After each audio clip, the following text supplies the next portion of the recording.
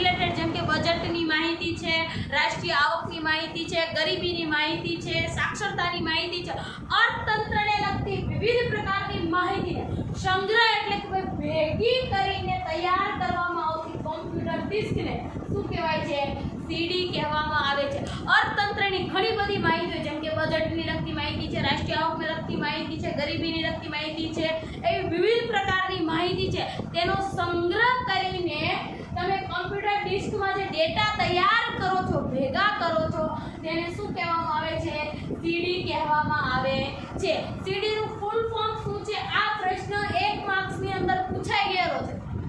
તમારે એક માર્ક્સના ક્વેશ્ચન પૂછાય છે ને 10 પૂછાય છે. કોઈ પેપર જોયું છે 12th નું? ભલે આપણે 12th માં આવી ગયા છો, એક્ઝામ નથી પણ પેપર તો જોયું હશે ને. તો જે શોર્ટ ક્વેશ્ચન, હા ઓકે ડન, જે શોર્ટ ક્વેશ્ચન પૂછાય છે 1 માર્ક્સના, એમાં પૂછાય સીડી નું ફૂલ ફોર્મ શું? તો યાદ રાખજો, કોમ્પેક્ટ ડિસ્ક. કોમ્પેક્ટ ડિસ્ક ને સીડી નું ફૂલ ફોર્મ છે. આ 1 માર્કની અંદર એસક્યુ મીન્સ કે શોર્ટ ક્વેશ્ચન ની અંદર આ ક્વેશ્ચન પૂછાઈ ગયેલો છે. એટલે ધ્યાન રાખજો, કોમ્પેક્ટ ડિસ્ક. ઈ પ્રશ્ન તમારે યાદ રાખવાનો છે. Okay done. તો હવે સીડી કેવી રીતે તૈયાર કરવામાં આવે છે? તો સૌથી પહેલા જે ડેટા છે એ સીડીમાં અર્થતંત્રની દરેક પ્રકારની માહિતીને એકત્ર એટલે કે ભેગી કરવામાં આવે. અર્થતંત્રની તમામ પ્રકારની માહિતી એટલે અર્થતંત્રને લગતી જેમ કે વસ્તીની માહિતી હોય, રાષ્ટ્રીય આવકની. જો તમને એટલી તો તમે 12th માં છો, 11મા ધોરણમાં ભણી ગયા એટલે આટલી તો તમને ખબર હોવી જોઈએ કે તમને આખા દેશની અંદર કઈ માહિતી, સરકાર કઈ માહિતી ભેગી કરે એ તો ખબર હોય ને. રાષ્ટ્રીય આવકની, આયાત નિકાસની, નાણાંને લગતી માહિતી, ગરીબીને લગતી માહિતી, પછી સાક્ષરતાનો દર, નિરક્ષરતાનો દર, ગરીબીનું પ્રમાણ, આવી તમામ પ્રકારની જે માહિતી છે એ અર્થતંત્ર એટલે શું કરશે? દરેક પ્રકારની માહિતી ભેગી કરશે. અને માહિતી ભેગી કરીને કોને આપશે? તો આપણે જોયું તો સરકારી સંસ્થાઓ, પ્રયોગશાળાઓ અને શૈક્ષણિક સંસ્થાઓ, આ તમામ પ્રકારની જે સંસ્થાઓ છે ને એ શું કરશે? એની ઉપર અહેવાલ તૈયાર કરશે. જે માહિતી ભેગી આપણે વાત કરી હતી કે આ માહિતી નિષ્ણાત વ્યક્તિઓ હોય તેના દ્વારા એનો શું થશે? અહેવાલ તૈયાર થશે. જો અહીંયા લખ્યું છે અહેવાલ તૈયાર થાય. આ અહેવાલ પરથી શું બનશે? સીડી તૈયાર થશે. અને સીડી તૈયાર થાય એટલે માર્કેટમાં એટલે કે બજારમાં વેચવા માટે મુકાય છે. અને હવે આપણે વાત કરી કે પહેલા તો સૌથી પહેલા તો આપણે શું કર્યું? તો ભાઈ સીડી કોને કહેવાય? તો સીડી એટલે તો કે ભાઈ તમામ પ્રકારની માહિતી છે, આંકડાકીય માહિતીને સંગ્રહ કરવામાં આવે તેને સીડી કહેવાય. હવે આ સીડી તૈયાર કોણ કરશે? તો ભાઈ તમામ પ્રકારની માહિતી પહેલા આંકડાકીય માહિતી એકત્ર કરવામાં આવે. શૈક્ષણિક સંસ્થાઓ, પ્રયોગશાળાઓ દ્વારા આવી પ્રકારની આંકડાકીય માહિતી પરથી શું કરવામાં આવે? વિશ્લેષણ કરશે, અર્થઘટન કરી અને જે વ્યવસ્થિત માહિતી હશે એનો શું કરશે? અહેવાલ તૈયાર કરશે. અહેવાલ પરથી શું બનશે? સીડી બનશે. અને સીડી તૈયાર થશે પછી સીડી તૈયાર થઈને એને માર્કેટમાં શું કરશે? બજારમાં વેચવા માટે મૂકે છે. અને હવે આનો ઉપયોગ થાય કેમ થશે? તમને ક્વેશ્ચન ન થયું, કોઈ મને ક્વેશ્ચન ન પૂછ્યો એટલે મને નવાઈ લાગી કે આ સીડી નો ઉપયોગ શા માટે? તમને ક્વેશ્ચન તો થશે કે મેડમ આ સીડી શા માટે બનાવવામાં આવે છે? ચલો કોઈ રિપ્લાય આપશે? હાલો કમેન્ટ કરો. હા, ગરીબી પ્રમાણ. પણ 1 મિનિટ કે મારે આ સીડી નો શા માટે યુઝ છે? બીજી જગ્યાએ માની લો કે આ સીડી મારે શા માટે જોઈએ? સરકાર તો કઈ ગાંધી તો નહીં હોય. સીડી બનાવો પાછળ કંઈક ઉદ્દેશ તો હશે ને. ચલો કયો એક કમેન્ટ આવી સાચી છે. બેન તમારો અવાજ એકદમ વ્યવસ્થિત નથી, તમારો ફરતી બોલું છું, જે બી બોલા નામ બોલું છું. હા હવે હું એમ કહું છું કોણ આ લોકો લે? શા માટે લઈને પૂછું? કોણ ક્યાં લોકો આ ખરીદશે માર્કેટમાં? ચલો દરેક વ્યક્તિ આ વસ્તુ તો નહીં લઈ લે ને. Very good. હવે શૈક્ષણિક સંસ્થાઓ શા માટે લઈ? તમને ઉદાહરણ આપું. હાલો માની લો કે ફોર એક્ઝામ્પલ તરીકે મારે ઇકોનોમિક્સની અંદર પીએચડી કરવી છે. હવે પીએચડી કરવી હોય ઇકોનોમિક્સની અંદર, હું કોઈ ટોપિક લઉં છું કે ભાઈ મારે ગ્રામીણ ગરીબી ઉપર પીએચડી કરવી છે કે શા માટે દેશની અંદર ગ્રામીણ ગરીબી રહે છે. તો મારે હવે પીએચડી કરે એટલે તમને એટલી તમે પીએચડી કરનાર વ્યક્તિએ પોતાના હાથે 500 થી 700 પેજની બુક લખવાની, એટલી તો ખબર છે ને તમને? ખબર છે આટલી ડિટેલ ખબર છે કે કોઈ બી વ્યક્તિ, હા ઓકે ડન. તો તમને એ તો ખ્યાલ છે કે દરેક વ્યક્તિને માની લો કે શૈક્ષણિક સંસ્થા જે ઊંચું ભણતા હોય અથવા તો સંશોધન કરવાનું હોય, હવે મારે સંશોધન કરવાનું હોય તો કેવી રીતે મારે માહિતી આગળ વધવા માટે સ્ટેપ માટે મારી પાસે માહિતી તો જોશે ને, આંકડાકીય માહિતી. હવે માની લો કે મારે પીએચડી કરવી છે તો ભાઈ શા માટે ગ્રામીણ ગરીબી છે, તો હું આખા તમામ પ્રકારની વસ્તી જોઈશ કે નહીં? જો વસ્તી પરથી કેટલા લોકો કામે જાય છે, કેટલા રોજગારી મેળવે છે, કેટલા બેરોજગાર છે, એમાંથી પણ એ જોઈ શકાય કે કેટલાક શિક્ષિત પુરુષો છે, કેટલાક શિક્ષિત નથી, કેટલા પુરુષો કામે જાય છે, કેટલી સ્ત્રીઓ જાય છે. આ તમામ પ્રકારના ડેટા આપણને કેવા મળી રહે? તો કે ભાઈ સરકાર દ્વારા સીડી જે હોય તેમાં તમામ પ્રકારની ડિટેલ મળે. તમે હજુ તો તમારે પગથિયા તમે ચડાવી નથી, એવું છે 12th તો તમારું બેઝિક એજ્યુકેશન છે. પણ તમે હવે જ્યારે આગળ વધશો, પોતાનું ગ્રેજ્યુએશન કમ્પ્લીટ કરશો, માસ્ટર ડિગ્રી કરશો અથવા આગળ તમે ઉચ્ચ ડિગ્રી લેશો, ત્યારે તમને ખબર પડે કે સરકારની આવી ડિટેલ જોઈએ. વસ્તીને રિલેટેડ કોઈ પણ માહિતી હોય અથવા વસ્તી ઉપર કાંઈક નવી વિચારણા કરવાની હોય અથવા કંઈક નવું સંશોધન કરવાનું અથવા તો કંઈક નવો જ કાયદો બનાવવાનો હોય સરકારે, તો આપણને એમ લાગે કે ભાઈ સંસદની અંદર જે દિલ્હીમાં સંસદ બેઠી કાયદો બનાવ્યા, એમ કંઈ કાયદો નથી બનાવવાનો. કાયદો બનાવાય એટલે તમામ વ્યક્તિઓની નિષ્ણાંતોની સલાહ લેવા. આપણે તમને એમ લાગે આહા નરેન્દ્રભાઈ મોદી મસ્ત આપણા વડાપ્રધાન એવા મસ્ત સ્પીચ આપે, પણ તમને ખબર છે કે સ્પીચ તૈયાર કોણ કરે છે? તમારી સામે ભાષણ જ આપેલું છે આજ સુધી લાઈવ, પણ એ સ્પીચ કોણ તૈયાર કરે તમને ખબર? દરેક વ્યક્તિ જે આજથી 20-30 વર્ષનો કલેક્ટરનો જે ભારતની સૌથી અઘરામાં અઘરી એક્ઝામ પાસ કરેલી ને યુપીએસસી એ તૈયાર કરે. એટલે તમને સમજાણું કે આ તમામ પ્રકારની માહિતી તૈયાર થાય, પરંતુ એ માહિતીનું અર્થઘટન કરી વિશ્લેષણ કોણ કરશે? જે વ્યક્તિ આમાં નિષ્ણાત છે એ વિશ્લેષણ કરીને સીડી તૈયાર કરશે, અહેવાલ કરશે. એ સીડી તૈયાર થઈને બજારમાં મુકાશે. પરંતુ હજુ જેને એજ્યુકેશન એની ઉપર જે ચર્ચા કરવાની ત્યારે આ તમામ પ્રકારનો ડેટા આપણને ઉપયોગી થાય છે. Okay done. અત્યાર સુધી મેં કાંઈ ભણાવ્યા ક્વેશ્ચન છે? ચલો કમેન્ટ કરો. કોઈને ક્વેશ્ચન છે કે સીડીની મેં અર્થ કીધો, એનું ફૂલ ફોર્મ કીધું, એનો કેવી રીતે ઉપયોગ થાય છે, કેમ તૈયાર થાય છે, એમાં કાંઈ પણ ક્વેશ્ચન ડાઉટ છે, ક્વેરી હોય તો તમે મને પૂછો, અહીંયા જ સોલ્વ થઈ જશે. ચલો છે કોઈને? કમેન્ટ કરો. છે તો આગળ વધું. Okay done. તમે ઝાપતા રહેજો, ધ્યાન રાખજો, નહીં તો પછી તમને ક્વેશ્ચન ઊભા નહીં થાય ને એટલે મને થશે પછી હું ક્વેશ્ચન પૂછવાનું ચાલુ કરી દે. તમને ન થાય તો આપણા બંનેમાંથી એકને તો થવા જોઈએ ને, બરાબર? એટલે ધ્યાન રાખજો, ક્વેશ્ચન ઊભા થવા જોઈએ, બરાબર? Okay done. સૌથી પહેલા તો કે ભાઈ ઉપલબ્ધ સીડીઓ બજારમાં ઉપલબ્ધ છે. હવે આ સીડી બજારમાં ઉપલબ્ધ છે પણ કેની?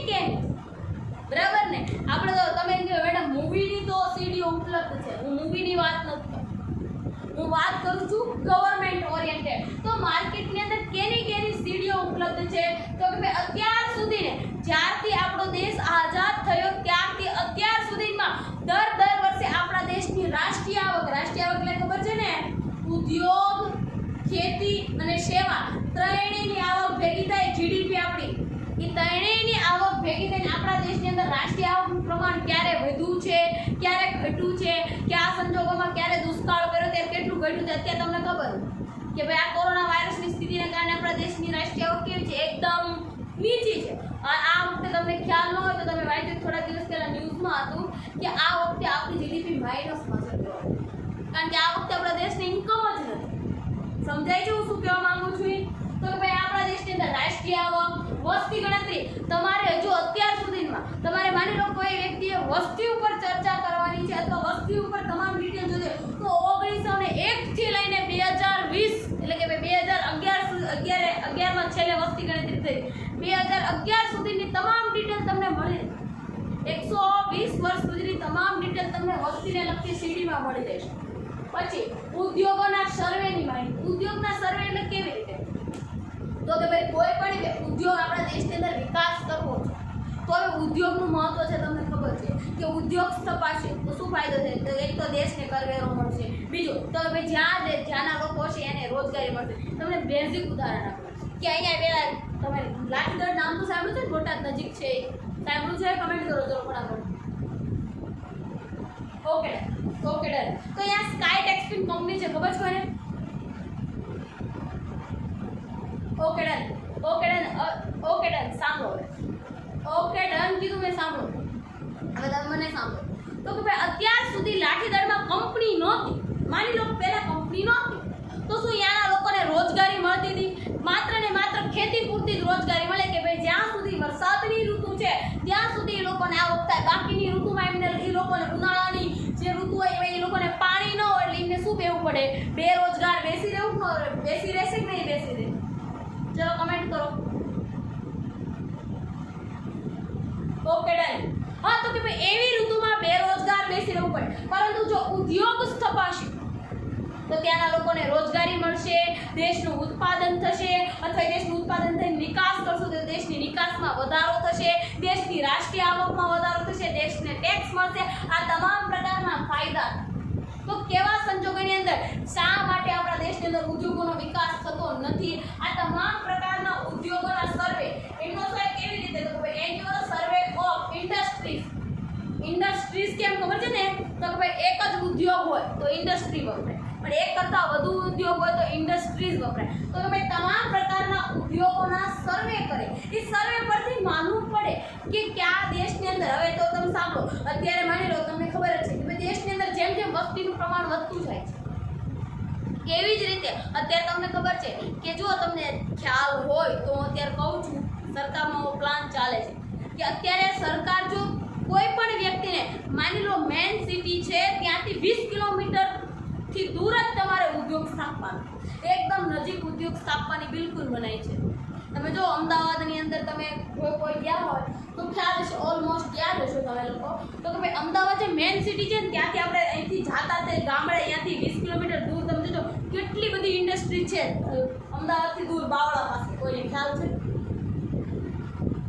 હેલો, છે કે નહીં? તો કે ભાઈ ઓકે ડન. હવે તમે સાંભળો, તમને ડિટેલની તમારી પાસે ડિટેલની કંઈ કમી નહીં હોય, તમે સમજવામાં ધ્યાન આપશો તો તમે જેટલું સમજશો એટલું તમને સમજાય. તો ભાઈ આટલા બધા ઉદ્યોગ છે, હવે સરકારને ખબર પડી કે જો સિટીની અંદર ઉદ્યોગ સ્થપાશે તો બધી વસ્તી જઈને ક્યાં રહેશે? સિટીમાં જ રહેશે, તો ગ્રામીણનો વિકાસ થશે ને. એટલે સરકારે આ સર્વે ઉપરથી વિચારી શકે. શું વિચારી શકે?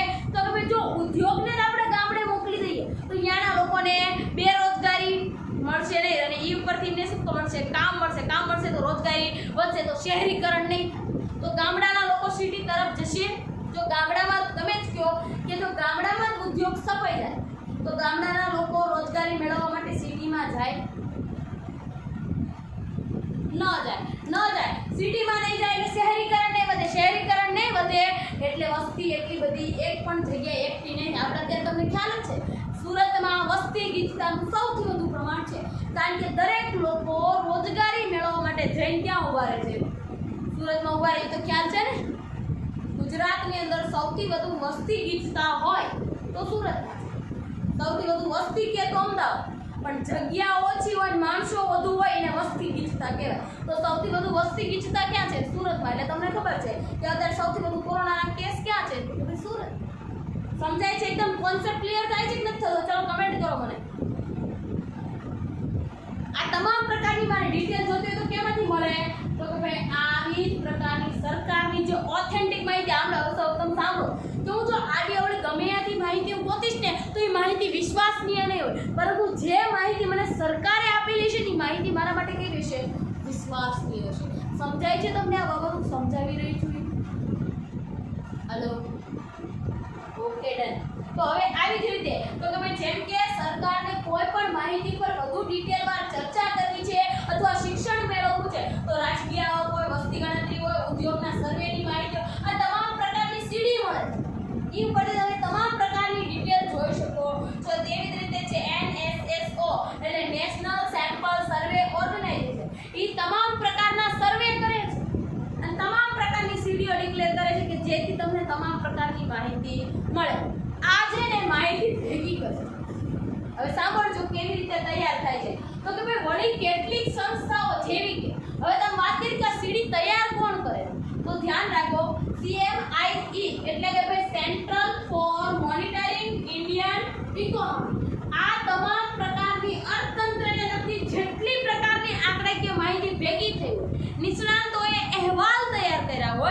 અહેવાલ પરથી સીડી બનાવવા, સોફ્ટવેર બનાવવા એ કામ કોણ કરે છે? આ કામ central for monitoring India economy.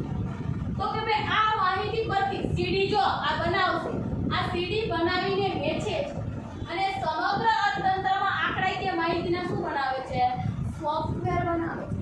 હવે તો આ જે તમામ પ્રકારનું એને દેશની અંદર જેટલી પણ પ્રકારની આંકડાકીય માહિતી છે એ આંકડાકીય માહિતી એકત્ર કરી આ જ એક સંસ્થા પાસે ઓથોરિટી મીન્સ કે સત્તા છે કે દેશને લગતા તમામ પ્રકારની આંકડાકીય માહિતી છે.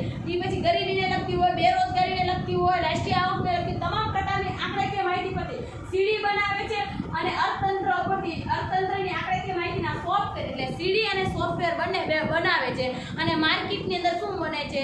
વેચવા મૂકે છે. હવે એક મિનિટ તમે કોમન સેન્સ લગાડજો તમારી કે 1901 થી લઈ અને અત્યાર સુધીની વસ્તી ગણતરીની માહિતી એક સીડીમાં મળતી હોય તો એ સીડી સસ્તી હોય કે મોંઘી હોય? ચલો સોફ્ટવેરમાં હોય તો એક કે ચલો કમેન્ટ કરો. એ શું તમને 30-35 રૂપિયા મળી રહે? 50 રૂપિયામાં? જેમ કે મૂવીની સિરીઝ છે એ તમને 100 રૂપીસ યા 100 યા 200 રૂપીસમાં મળી રહે તો શું તમને આ 1901 થી લઈને અત્યાર સુધીની જે વસ્તી ગણતરી કરેલી હોય એ માહિતી તમને એમના 100 કે 200 રૂપિયામાં આપી દે? ચલો તમારી રીતે વિચારજો થોડું. ભગવાને બુદ્ધિ આપી મળે. Okay done. એ એવી રીતે મળે ને એટલે જ કીધું કે આ સંસ્થા જે માર્કેટની અંદર સીડી કે સોફ્ટવેર બનાવે છે એ સોફ્ટવેર કેવા હશે? ખૂબ જ ખર્ચાળ હશે. મીન્સ કે સોફ્ટવેર કેવા હશે? ઊંચી કિંમતના હશે. તો કે ભાઈ આ ઊંચી કિંમતના ખૂબ જ ખર્ચાળ હોવાથી દરેક આવા આપણી જેવા મામૂલી વ્યક્તિ મીન્સ કે જે વ્યક્તિ ને કામ વગરના વ્યક્તિ આપણે કેમ તમે સાંભળો મૂવીની સિરીઝ હોય જે 50 થી 60 કે 100 માં મળતી હોય દરેક વ્યક્તિ પરચેસ કરે પણ જે વ્યક્તિને કામ જ નથી કાંઈ આ આંકડાઓ સાથે કાંઈ લેવા દેવા જ નથી એ વ્યક્તિ શું આના સોફ્ટવેર કે આ સીડી ખરીદશે? યસ યા નો? એક તો સીડીની પ્રાઇસ કેવી હશે? ઊંચી હશે. એટલે જેને આની ઉપર અભ્યાસ કરવાનો હોય અથવા તો આની ખૂબ જ જરૂર હશે એવા જ વ્યક્તિ જો લખ્યું છે કે સંશોધન કરતા અથવા કંપનીઓ જ આ સીડી ખરીદે છે. દરેક વ્યક્તિ જેને જરૂર નથી એ વ્યક્તિ આ સીડી ખરીદશે નહીં. ઓકે ચાલો તમને એક્ઝામ્પલ સમજાવું છું કેવી રીતે. તો સાંભળો. કેમેરા તો માર્કેટની અંદર અઢળક છે. એ તો તમને ખબર છે ને આ સેલ્ફીનો જમાનો આવ્યો એટલે ફોનની અંદર કેમેરા અવેલેબલ છે એટલે વાત અલગ પણ તમને ખબર છે પહેલા કેમેરા અવેલેબલ હતા તો કે ભાઈ જે લોકો ફેમિલી માટે કેમેરા લેશે કેવો લેશે? નાનો એવો લેશે. પરંતુ જેને આખો સ્ટુડિયો હેવી હોય છે મોડેલિંગના જે સ્ટુડિયો હોય એમાં કેમેરા કેવા આપણે જેવા નોર્મલ ફેમિલી માટે લીધો એવો કેમેરો વાપરે? તમે કહેજો, કમેન્ટ કરો તમે. એવો વાપરશે? એનો કેમેરો કેવો? સ્ટાર્ટિંગ 4 થી 5 લાખનો એવો મોટા કેમેરા હોય છે કે નથી હોતા? એવી જ રીતે હું તમને કહું છું કે જે નોર્મલ સીડી હોય છે એ લેશે નહીં. હવે આપણે જેવા દરેક વ્યક્તિ સામાન્ય વ્યક્તિ આ સીડી નહીં પરચેસ કરે પરંતુ હવે ઇન કેસ કાલ કોઈ બી વ્યક્તિ તમારામાંથી ફ્યુચરમાં કોઈ પીએચડી કરે અથવા ઉચ્ચ લેવલે કોઈ ખાસી એવી ડિગ્રી મેળવે એને આ સીડીની જરૂર પડે એજ્યુકેશન માટે. તો એટલા માટે કીધું કે આવી સંશોધન કરતા સંસ્થાઓ અને કંપનીઓ આ સીડીને પરચેસ કરશે. શા માટે? એને જરૂર છે ભલે મોંઘી. હવે માની લો તમને ખ્યાલ ન હોય તો કહી દો, મને તો મેં અટેન્ડ કર્યો છે એટલે તમને ખ્યાલ છે. જીઓનું તો નામ સાંભળ્યું છે ને? મુકેશ અંબાણી જેનો માલિક છે જે ટેલિકોમ લાઈન. Okay done. સાંભળ્યું છે? તો હું તમને કહી દઉં તમને ખ્યાલ હોય કે મેં તો એનો સર્વે આખો ડિટેલમાં સ્ટડી કરેલો છે એટલે ખ્યાલ છે. 2 મિનિટમાં કહીને ફટાફટ ખતમ કરીશ. તો ભાઈ જીઓ એ સૌથી પહેલાં તમને ખબર હોય તો સૌથી પહેલાં કે માર્કેટમાં એ કોઈ બી વ્યક્તિએ આમ તેમ તમને સૌથી પહેલાં 3 મહિના ફ્રી એમના નથી આવ્યા. એ પહેલાં માર્કેટની અંદર કેટલા સમથિંગ ઘણા બધા પૈસા લખ્યા હતા. એ મને યાદ તો પ્રોપર એક્ઝેક્ટલી રકમ યાદ નથી પણ મને એટલી ખબર છે કે 700 થી 800 જણાની ટીમને ઇન્ડિયામાં સર્વે કરવા મોકલી હતી. શું સર્વે કરવા મોકલી? કે અત્યારે ભારતના લોકોને કેની જરૂર છે. તો એ સર્વે કર્યો કે ભારતના લોકોને અત્યારે ઇન્ટરનેટમાં ઇન્ટરેસ્ટ છે અને જો ઓછી કિંમતે મળે તો દરેક વ્યક્તિ ખરીદશે. તો તમે જોવો એ સૌથી પહેલાં ઇન્ટરનેટ કેવું તમને 3 મહિના એકદમ સસ્તું આવ્યું હતું. જો તમને કોઈ ખબર હોય તો સ્ટાર્ટિંગની અંદર જ્યારે બહાર પડ્યું ત્યારે એકદમ સસ્તું હતું કે નહોતું? ખ્યાલ છે કોઈને? અથવા તમારા કોઈ અથવા તમને ન ખ્યાલ હોય તો કોઈ ફેમિલી મેમ્બરમાં મોટું હોય ને એને પૂછજો કે સૌથી પહેલાં જીઓના લોકોએ તમને 3 મહિના એકદમ ઇન્ટરનેટ ફ્રી આપ્યું. પછી એને લોકોને આદત એક હેબિટ પાડી દીધી, એટલે દરેક વ્યક્તિને નેટ યુઝ કરવા દીધું એકદમ ફ્રી 3 મહિના. કોઈ બી વ્યક્તિ હવે 18 વર્ષથી મોટા હોય ને એને જ આપતા હતું, નાના નહોતા. એમાં એવું લખ્યું હતું સર્વેમાં. તો કે ભાઈ સૌથી પહેલા દરેક વ્યક્તિને યુઝ કરવા માટે આપ્યો. યુઝ કરી એટલે દરેક વ્યક્તિ પછી એને વાપરતા થઈ ગયા જ નથી. હવે આવી મોટી કંપનીઓને જો આવી મોટી કંપની ડાયરેક્ટ એમનામાં વસ્તુ એટલું બધું વિચારી શકે, એ સૌથી પહેલાં શું કર્યો, ઓલ ઇન્ડિયાની અંદર સર્વે કર્યો, અને સર્વે કરીને પછી આવી કંપનીઓએ આખા દેશની આવી માહિતી લીધી હોય, અને આ માહિતી લે, સીડી જોવે, રિસર્ચ કરે, પછી આવા મહત્વના નિર્ણય લે. તમને એમ લાગે હા જીઓ ફાઉન્ડેશન એટલું બધું ઊંચું છે, પણ આ એમના ન આવી ગયું બેઝિક સ્ટ્રક્ચર, એ કેટલી મહેનત કરી ને તમને ન ખબર હોય. એ જીઓ કંપની લોન્ચ થઈ પહેલાં 5 વર્ષ પહેલાં તો એનું લોન્ચિંગ હતું, નહીં તો ઓલરેડી રિલાયન્સ કંપની નહોતી ટેલિકોમ ક્ષેત્રે, છતાં જીઓ લોન્ચ કર્યું તો પહેલાં કંઈક વિચાર્યું તો હશે કે નહીં? સમજાય તે કોન્સેપ્ટ ક્લિયર થયો તમારો આમાંથી? કે આ સીડી દરેક વ્યક્તિ નહીં ખરીદે, જેને કામની છે એ જ ખરીદશે, કારણ કે આની પ્રાઇસ ઊંચી છે. ઓકે ડન, સમજાણું? ચલો કમેન્ટ કરો યસ યા નો.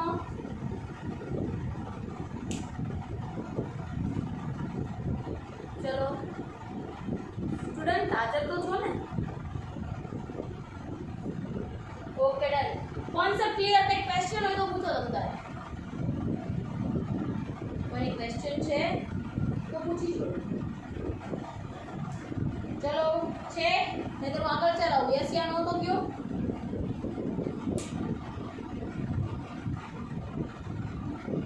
Okay done. ક્વેશ્ચન નથી ને તો આગળ ચલાવું. હવે સૌથી પહેલા આપણે જે સીડી ની વાત કરી, એની જો ભાઈ કોઈ બી હોય, દરેક સિક્કાની બે બાજુ હોય, જેના ફાયદા હોય ને ના કે હા અવાજ ચોટે. ચલો 1 મિનિટ પ્રોબ્લેમ સોલ્વ કરાવડાવો. ચલો સોલ્વ કરે જ 2 મિનિટ. આ તમારે કોઈ પણ પ્રોબ્લેમ હોય તો એની ટાઈમ કહેવાનું છે.